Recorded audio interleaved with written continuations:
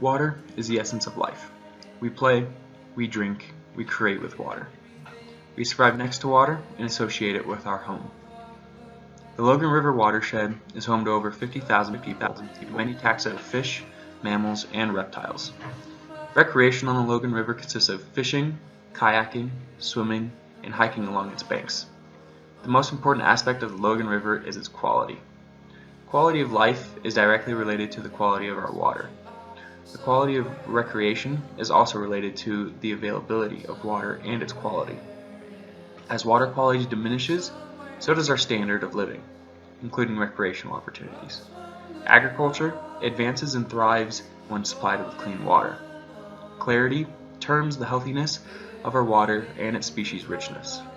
Water in the Logan River is essential to an array of many life.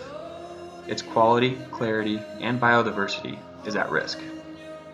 Recreational use on a river system requires the removal of native vegetation. Vegetation that's ultimate causation is to protect, filter, and create home for many species.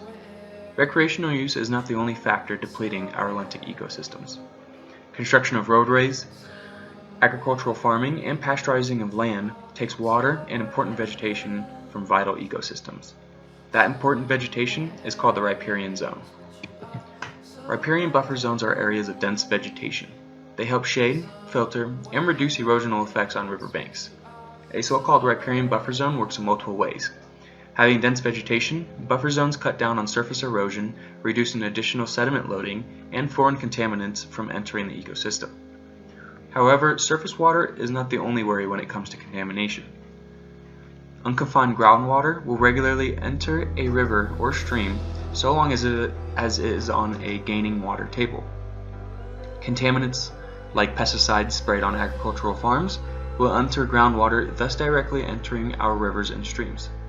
Riparian zones with large shrubs and trees with which roots and appendages can penetrate deep into the soil act like vacuums and additional filters before entry into streams and rivers. These zones also provide support for river and stream banks which continuously succumb to erosion. Penetrating roots act as a stronghold for soil and withstand the strong forces of flowing water. Advances to such areas in the aspect of agricultural use are the direct influences on biodiversity among plants and animals, with which directly correlate with successful farm growth.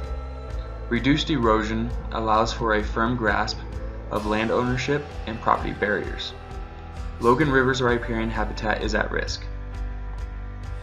Now that you know what effects a reduced riparian zone can have on agricultural land and natural landscapes, I have proposed a plan illustrating what needs to be done in order to help Logan's rivers.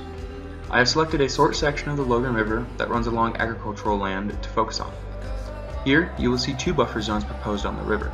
First, the outer buffer zone displayed by a black line shows what land use is in direct contact with the river.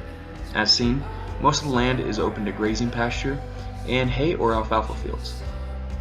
Land open to grazing and pesticide use, located beside rivers and streams, is detrimental to its quality, as explained before. And second, the inner buffer zone, colored in transparent blue, is proposed developmental zones for riparian restoration or implementation.